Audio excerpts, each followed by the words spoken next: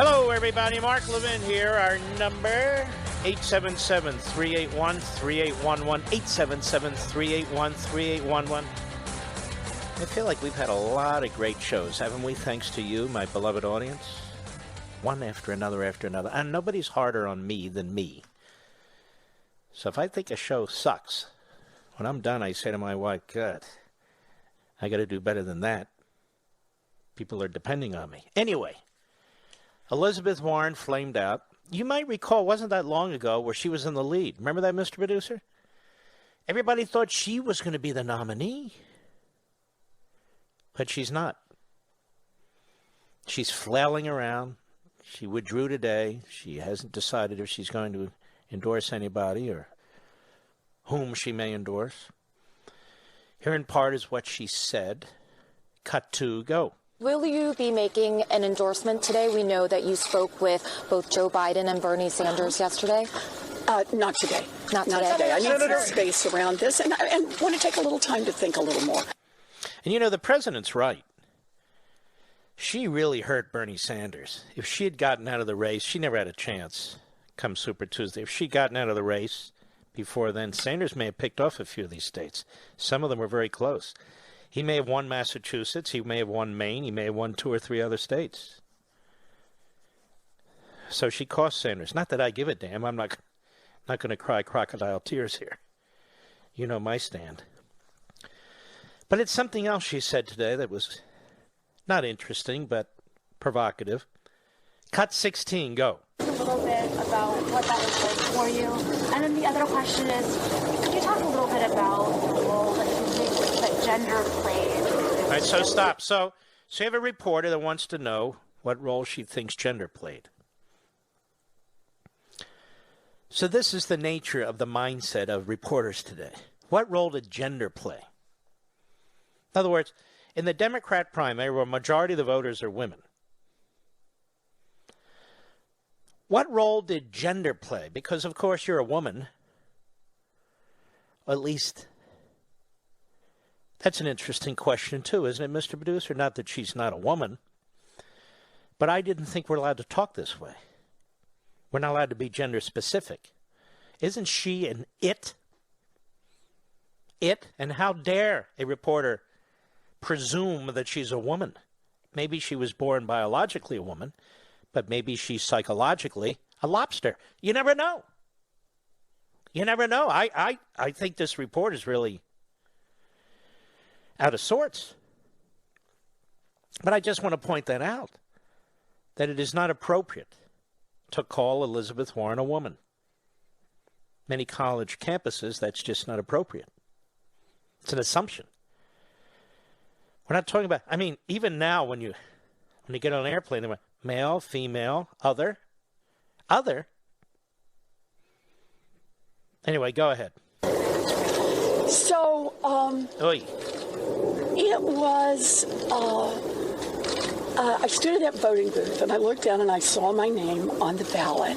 Wow. And I thought, wow, kiddo, you're not in Oklahoma anymore. What? That it really... What? Oh, kiddo, you're not in Oklahoma anymore? Let me tell you a little dirty secret. Any idiot can get on the ballot. Any idiot can get on the ballot. Hence, you're on the ballot. Go ahead. It really was a moment of thinking about how my mother and dad, if they were still here, would feel about this. No doubt both Native Americans. Native Americans, no question. In order for her to be a Native American, they had to be Native Americans. Anyway, go ahead. I had gotten a long email from my nephew and how proud his dad, my brother, is, and how they were all had their plans to vote and had met other people. And it's these long ties. For that moment standing in the booth, I missed my mom and my daddy. Gender in this race, you know, that is the trap question for everyone. If you say, yeah, there was sexism in this race, everyone says, whiner. And if you say, no, there was no sexism, about a bazillion women think, what planet do you live on?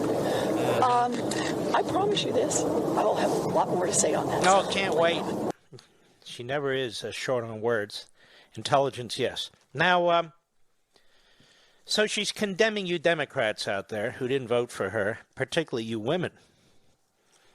You're obviously sexist. You know, there's several great local radio hosts, really, in the area where I live, on WMAL. And I don't get to listen to them often because I'm doing my own thing, but I was driving back from the Fox studios in Washington, D.C. to the outer suburbs. May I say that? I think I will. And I was listening to my buddy Larry O'Connor, and he had a question out there. And I'm not going to ask it and repeat it, but he had a question out there, and his question was, could it be that there were other reasons why Elizabeth Warren lost the race?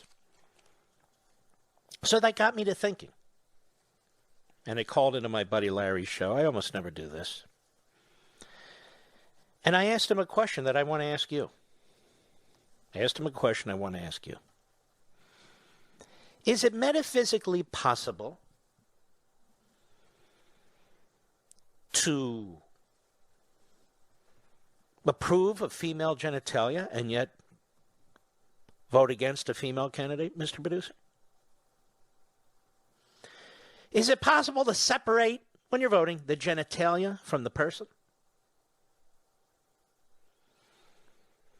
Or, let me ask it this way. If, as Elizabeth Warren claims, you're voting against her genitalia, and that's sexist. If you vote for her genitalia, isn't that also sexist, Mr. Producer? I would think so. And yet, all you women out there who chose not to vote for Elizabeth Warren in the Democrat primary, maybe you voted for Joe Biden, Bernie Sanders, maybe you wrote somebody in, maybe you got confused and went to the wrong place. I don't know. If you didn't vote for Elizabeth Warren, apparently you reject her based on her genitalia. And yet you women, for the most part, I think, have a similar genitalia. So this kind of doesn't make sense to me, Mr. Producer. You certainly can vote against somebody and support their genitalia, or vote for somebody and oppose their genitalia. I would think it's metaphysically possible, isn't it? As a logical matter. So I'm kind of dumbfounded by Elizabeth Warren's assertion that sexism played a major role in her defeat. Unless, of course, all these Democrats, and particularly the Democrat women, according to Elizabeth Warren, rejected her because of her genitalia. It just seems kind of foolish to me. Buffoonery at play, if you will. Could it be that people voted against Elizabeth Warren because she's a kook? Could it be that they voted against her because she seemed quite unstable? Could it be that she was a liar both about her heritage and a liar about early employment when she had a child, and claiming that her employer told her to get out when her employer told her no such thing? Could it be that she's just a wreck? May I say that, despite her genitalia? May I say that? I think I will. So I personally don't think it has anything to do with her genitalia. Now, furthermore, on this genitalia point that she raises, isn't it kind of stereotypical and condescending to say that you vote for or against a woman based on her genitalia? Isn't that like a throwback statement by a reprobate? In other words, I thought she was defending women. She was defending women.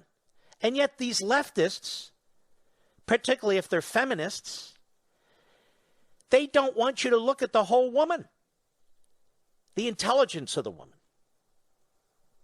the leadership of the woman, the character of the woman. They're constantly wanting you to focus on genitalia. It's unbelievable to me.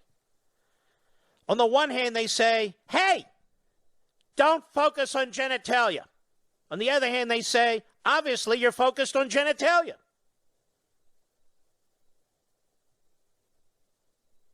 Actually, when I think of Elizabeth Warren, Mr. Producer, I don't want to think of genitalia. You understand what I'm saying? Toasty! I'm really quite confused. Are we supposed to be focused on genitalia or not? Supposed to vote for genitalia or against it? And it's even more complicated than that, quite frankly. What is genitalia, after all? It's an age-old question. It's an age-old question. What is genitalia?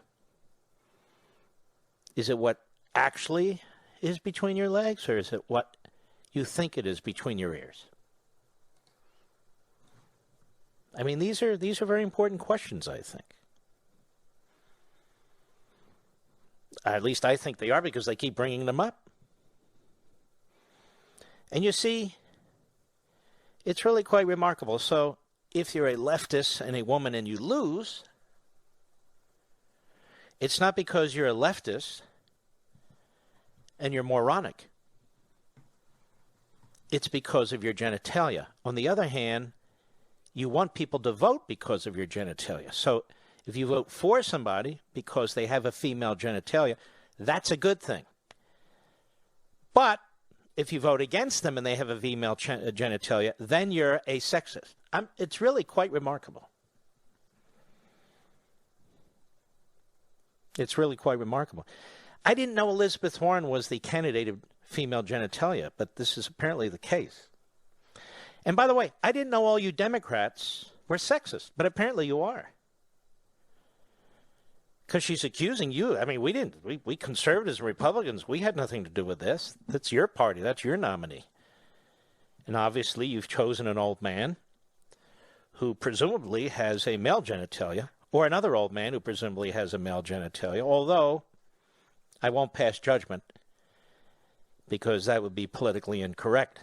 See, it's fun to be a liberal, a leftist, a Democrat, a newsman or woman or person. This is the sort of crap you get bogged down in. And she's going to have more to say about this later, she said, didn't she, Mr. Producer? She's got a lot more to say about genitalia. Well, that'll be very exciting. Except not for us. Now, Zerlina Maxwell, I don't know who the hell this is, but Zerlina Maxwell at MSLSD, she's a political analyst. Did you know this? Must be a good one because we never heard of her. She wanted to comment on this, too, with Craig Melvin. He's a purported journalist. Anyway, let's take a listen to what's going on over at MSLSD today. Cut 4, go. And I would like more men to be vocal about the fact that they want to see women in positions of leadership. Don't say, oh, well, we can just pick Kamala as the vice president. Why does a woman have to settle for the number 2 job? Because she wasn't the nominee of your party, because it's called democracy in the primary and caucus process. What do you mean settle for number 2, you idiot? This is a political analyst. She doesn't settle for anything. If she's chosen to be a running mate as vice president, even though she failed to get the nomination in our democratic process, she should be pretty damn happy. Genitalia or no genitalia. Go ahead. In 2020. That's all I have to say about that. Good, okay. Then shut up. Excuse for the me. record. There's Craig Melvin, for the record. Go ahead. I want to see women in positions of power. I think it's important that you say that. You articulate it, you vocalize it. Excuse me. There's some women I don't want to see in positions of power, like Nancy Pelosi. See, this is the thing. This is the thing, ladies and gentlemen. We talk about people and individuals. What's between your ears? What's your character, your heart, and your soul? They want to keep talking about privates. Your privates. And by the way, only female privates. Zerlina Maxwell, ladies and gentlemen.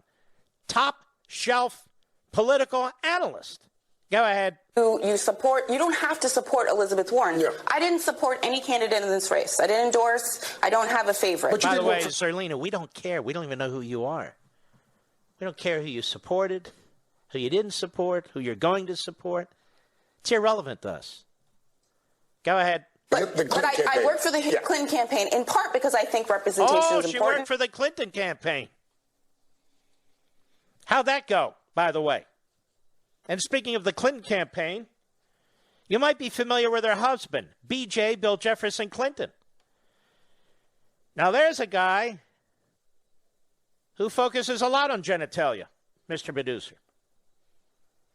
Anyway, go ahead. I wanted to make history again. I worked for Barack Obama as well. Wow, you're something else. You worked for Barack Obama. You worked for Hillary Clinton. Right. You ever work for a African-American who's Republican? You ever work for a female who's Republican? But she wants to make history, you see. Did you support Clarence Thomas for the Supreme Court? The second African-American? No, of course she didn't. She didn't want to make that history. No way. All right, go ahead. Like a Hillary person or Obama person, I'm a Democrat. The other piece of it, too, is So what will you be doing this time with two old white men with presumably male genitalia? You'll be voting for them because you're a hack. That's the bottom line. Female, not female, genitalia, no genitalia. You're a hack. That's what you are. You're a Democrat. And you'll either support Sanders or Biden. That's what you'll do. Go ahead. I want more men to do what you just did, which is say, I would like to see women By the in way, who positions gives an S what you want? Do we all report to her? We have our own women in our lives, our wives. Some of you have girlfriends. We have mothers. We have daughters, whatever. Listen to this Zerlina Maxwell, who's a Democrat hack. I want more men too. Who gives a crap what you want? Who are you? Now, Vitali. Is that the name? Vitali? NBC News political report on MSLSD. Cut 3, go. I think I've been seeing on Twitter, and many of the people here can't help but remark on the fact that she was the last woman standing in this race. She was the person really to blunt the rise of Michael Bloomberg with that barrage of attacks that she launched against him on the debate stage. And now, as she drops out of the race... So she's a Jew hater, Mr. Producer. I guess Pocahontas is a Jew hater. She's going after Bloomberg? Oh! All this identity politics on the Democrat side will give you a headache. What a bunch of crap. The party's crap, no offense. The analysts are crap. It's just all crap going on the other side. I'll be right back.